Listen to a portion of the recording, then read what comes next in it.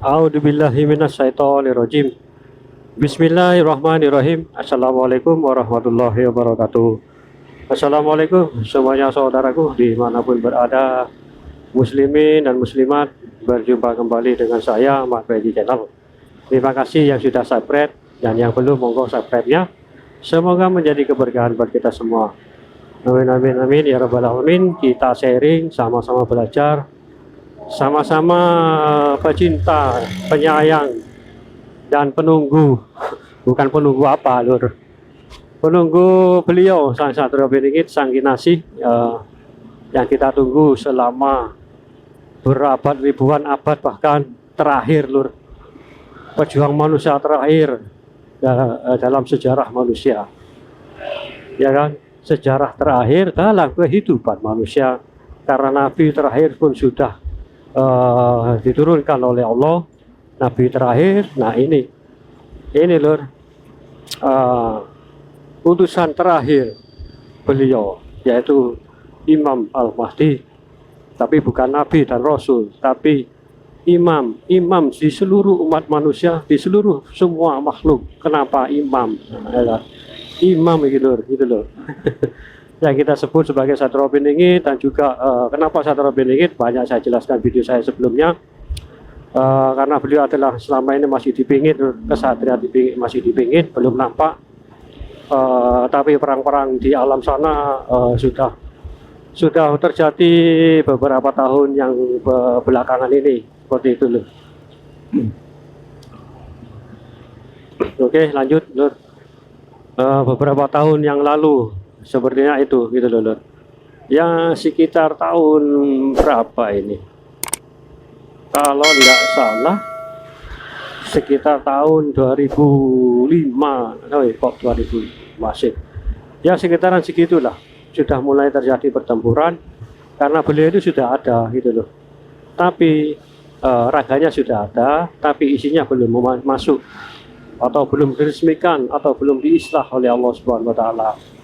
Jadi yaitu lur, bergelar beliau masih bergelarnya Satrio Beningit, satrio yang masih dipingit, satrio kesatria yang tersembunyi, tapi belum tidak bisa kita lihat, tapi bisa kita rasakan, ya kan. Dirasakan perang-perang gaib, banyak yang merasakan demikian. Perang-perang gaib, perang antara pasukannya Azazil atau iblis dan juga Dajjal Laknatullah, seperti itu lur. Masih terjadi perang-perang itu tak sampai munculnya beliau. Nah ini munculnya beliau ini, nanti munculnya Dajjal secara syariat, secara langsung orangnya lah, atau juga Dajjal juga keluar muncul secara orangnya, itu yang namanya syariat, atau nyata. Seperti apa itulah ya, nanti. Itulah nanti klimaknya aduh, itu nanti loh, berhadapan seperti itu nanti dengan pasukan Dajjal. Dan setelah itu Nabi Isa alaihissalam turun. Nah itu loh. Tapi yang membunuh Dajjal bukan Imam Al-Mahdi gitu. Insya Allah bukan. Kalau menurut hadis-hadis dari Rasulullah Shallallahu Alaihi Wasallam, yang membunuh adalah Nabi Isa alaihissalam. Seperti itu. Dibunuh oleh pedang yang diberikan oleh Imam Al-Mahdi. Pedang itu loh, pedang dari Imam Al-Mahdi untuk bukan memotong leher, tapi membelah tubuh dari atas sampai ke bawah, itu dibelah oleh Nabi Isa alaihissalam. Mungkin saya cerita begini, Dajjal mungkin kecut. Kecut beliau, beliau kena ngonceluk beliau. Dajjal itu mau kecut itu loh. Yang paling ditakuti Dajjal itu yaitu oleh Nabi Isa. Karena apa? Karena takdirnya oleh Nabi Isa alaihissalam, seperti itu loh. Bukan Imam Al-Mahdi. Al-Mahdi kan jadi imam dan seluruh membasmi seluruh pasukannya, dan khusus pertempuran, khusus satu lawan satu, duel, itu Nabi Isa alaihissalam, seperti itu loh. Jangankan bertemu itu loh, Dajjal dengan Nabi Isa, mendengar suaranya pun keringat dingin bercucuran. Bahkan terlihat dari jarak jauh, apalagi jarak dekat, tubuhnya Dajjal itu seperti meleleh, seperti itu, meleleh seperti apa ya, lilin itu loh, seperti lilin itu, leleh, tapi lilin kan lambat, ini lilin yang cepat seperti itu, leleh loh, kena energi dari Nabi Isa alaihissalam, karena takdirnya Dajjal ini tahu kalau takdirnya ini akan mati oleh Nabi Isa alaihissalam, seperti itu loh. Dalam sebuah hadis cerita itu ada di sebuah keluar dari pintu masjid mana itu kan pasukan beliau kan terkepung, you know. Pasukan Imam Mahdi itu dikepung loh oleh pasukan Dajjal, seperti itu.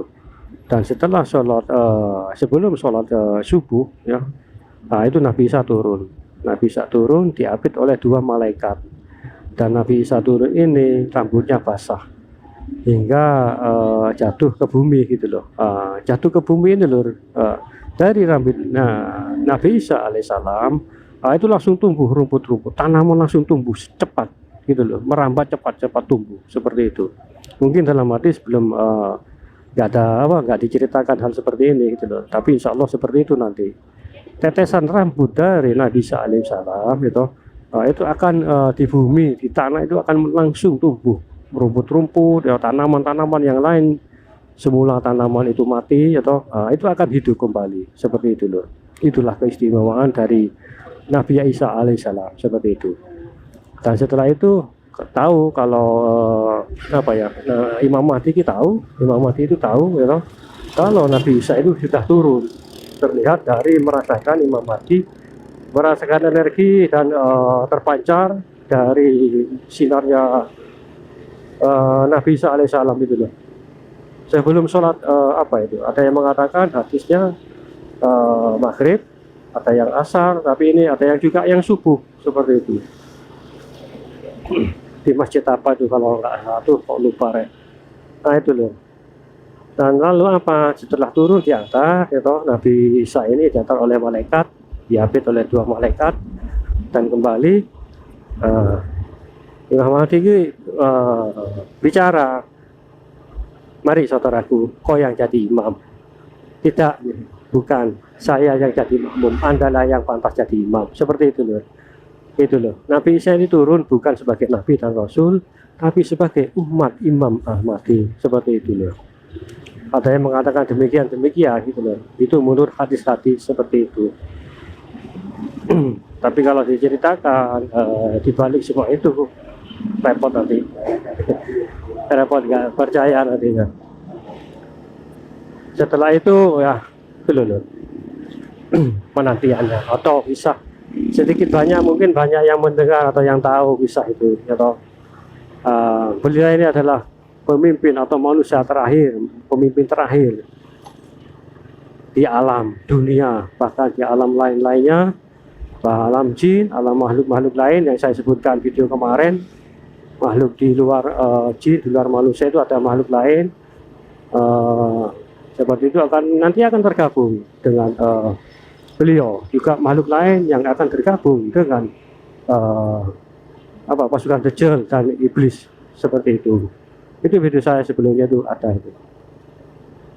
Oke lur, cukup sampai di sinilah. Insya Allah kita tadi kembali. Terima kasih.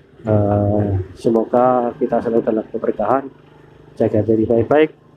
Wassalamualaikum warahmatullahi wabarakatuh.